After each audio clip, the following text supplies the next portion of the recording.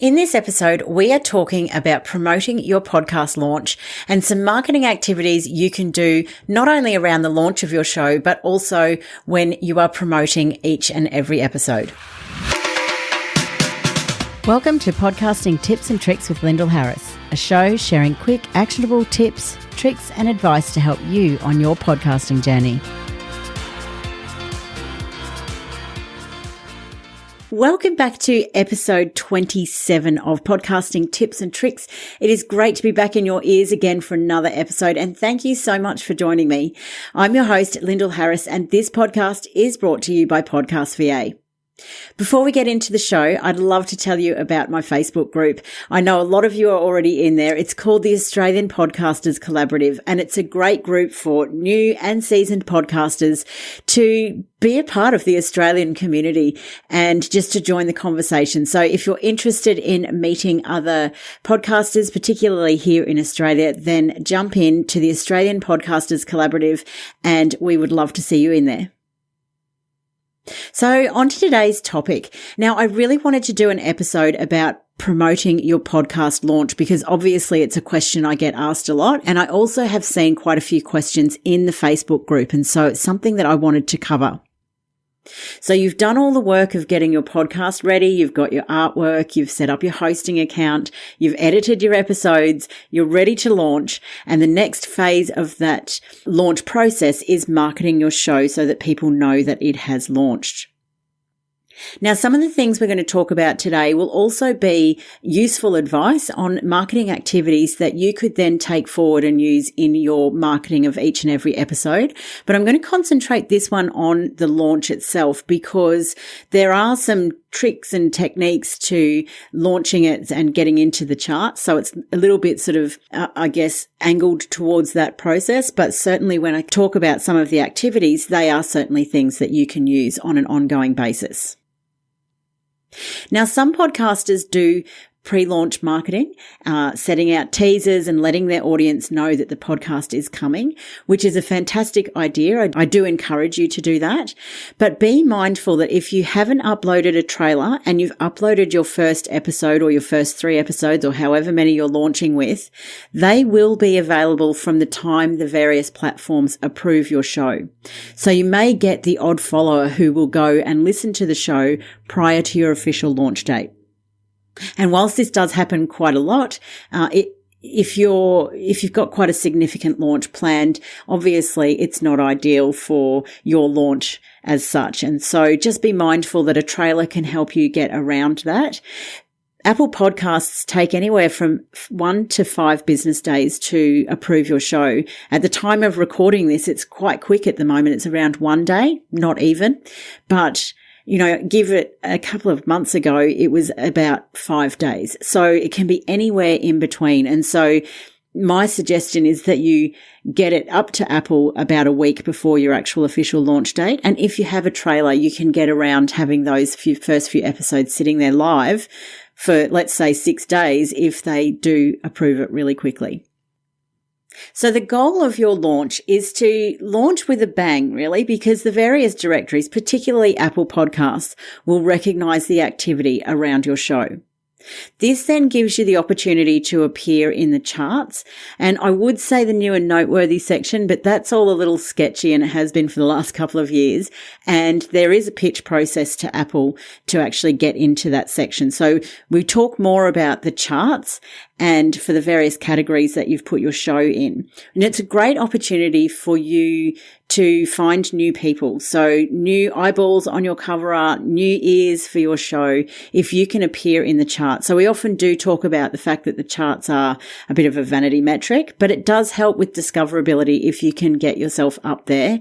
And it's also great for your marketing. It gives you more stuff to promote in your launch. You can tell people that you've launched in the charts and you're appearing in the charts and you can keep on that momentum. Now, when we're talking about Apple Podcasts, they are looking at the activity within a 7-day period. And the main activity that they're looking for is people to subscribe and also listen to your show. So whilst asking people to leave a rating and review is helpful, it doesn't actually affect the charts as such, but it's good for social proof. So essentially what you want to do is be asking everybody in your audience, everyone that's your business clients, everyone's your friends, your family, everyone that you know, to go into Apple Podcasts or their various directories, but particularly Apple Podcasts, and subscribe and listen to your first 1, 2, or 3 episodes, or if you're dropping a season all at once. That spike will actually send you up in the charts. Now, if you try and get everyone to do it on a particular day, on one particular day, that will really spike you up further than, say, if they do it over a week period. So it is a 7-day activity period, but if you can try and get them to do it within a 1 and 2 day period of each other, so you get all of that activity, then that should get you up into the charts. Whereas I say, you can get a little bit more discoverability. Don't be disheartened if you find that you do go up in the charts and then you drop out again because the activity has dropped off after that first 7 days. My suggestion there too is if, for example, most of my clients are launching with 3 shows, be strategic about the 4th show that you drop. So really think about what your audience would like to hear, because you want the activity around that week later as well. So essentially it will keep you up in the charts for the next week as well. And quite often what we see is it will go up in the charts and then it'll dip a little bit and then hopefully you'll come up and appear again, and it looks a little bit like waves. So here are a couple of tips on activities that you can do around marketing the launch of your show so that you can really generate that activity. And this is where you'll also find some activities that you can go and use also in the ongoing marketing of your shows. Firstly, send an announcement to your email list. Let everyone on your email list know that you're launching a podcast because they've given you their email address, and so they're already invested in you, so they're likely to go and listen to it. Shout it from the rooftops on all your social media channels. And when you're doing posts in your social media channels, another really good idea is to do audiograms. Now, the audiogram is generally an image that sits with an audio file, and you see the wave file going over the top of it. So you've probably seen those in your social channels before. You can do them for squares, you can do rectangles, you can do them for Instagram story sizes, and they are really effective. So you could create a show trailer audiogram and use that in your promotions, and you could also create an audiogram for each of your launch episodes to start promoting those. If you're looking to create audiograms, there are 2 programs that I recommend. They're both web-based. So one is called Headliner App and the other is called Wave. So if you jump over to those websites and sign up, you'll be able to find some fairly straightforward instructional videos on how to create audiograms, but they are a fantastic tool for promoting your podcast. Instagram, Facebook stories, and at the time of recording, LinkedIn have just started using stories as well. So use those story features because quite often a lot of activity is generated, or a lot of people are watching the stories now and not necessarily scrolling through the feed, particularly in Instagram. Use social media videos and lives. You can do a video or a live in Facebook. You can in LinkedIn. You can do IGTV in Instagram. Use those video features to let people know that you've launched. Tell them a little bit about the show. Post in Facebook groups that are relevant to your target market. And you don't need to go in and necessarily just do a straight promotion of your show launching.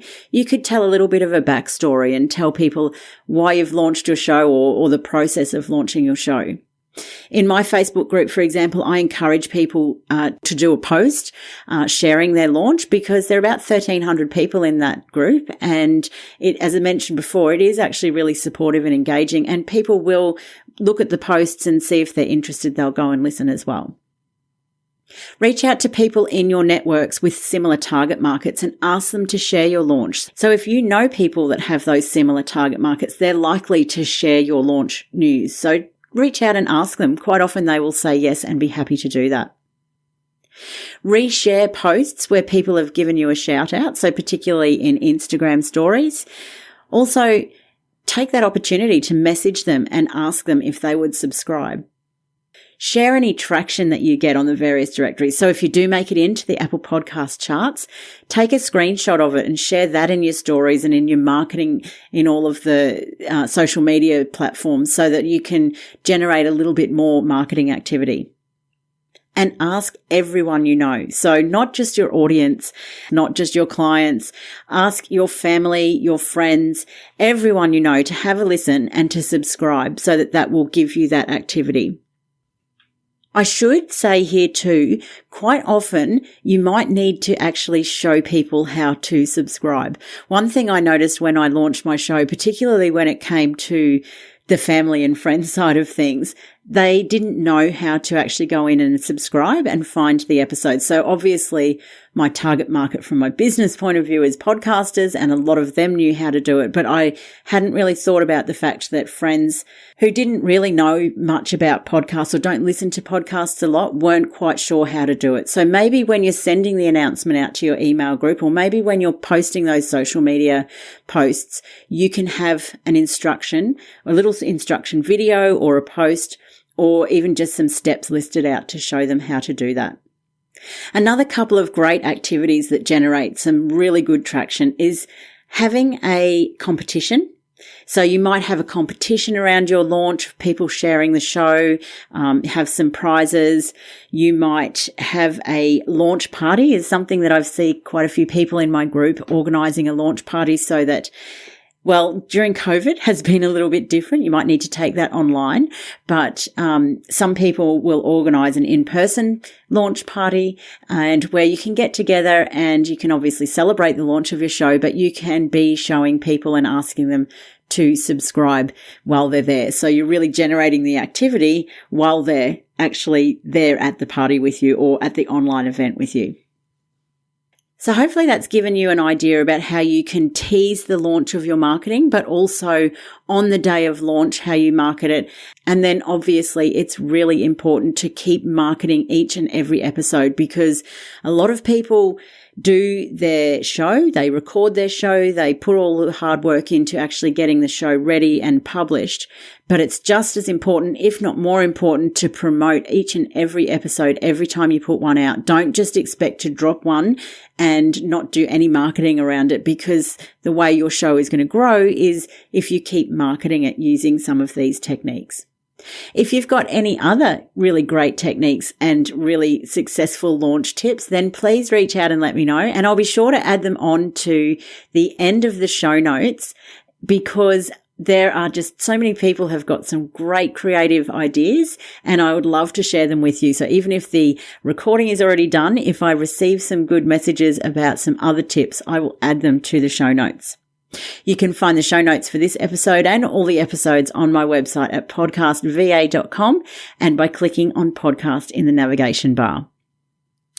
I have been receiving some great reviews in Apple Podcasts, and every now and then, as you know, I like to give a shout out to some of those who are commenting on it and to say thank you. As you know as well, sometimes the names are a little confusing. So if it is from you, then reach out and let me know, because I would love to say thank you to you. This one is from Lovely M. Thanks so much. As I've just launched a podcast, this podcast helped so much in the weeks leading up to the launch. Great tips and bite-sized chunks, which helps a lot. Thank you so much for that review, Lovely M. And all the best with your podcast as well. Hopefully you are in the Facebook group and you have shared that show with us all. I will be back with another interview next week, and I look forward to chatting to you then. Until then, have a great week. Thank you so much for listening. If you enjoyed the show, make sure you subscribe in your podcatcher so you don't miss an episode. And whilst you're there, I'd love it if you'd leave me a rating and review to help other podcasters.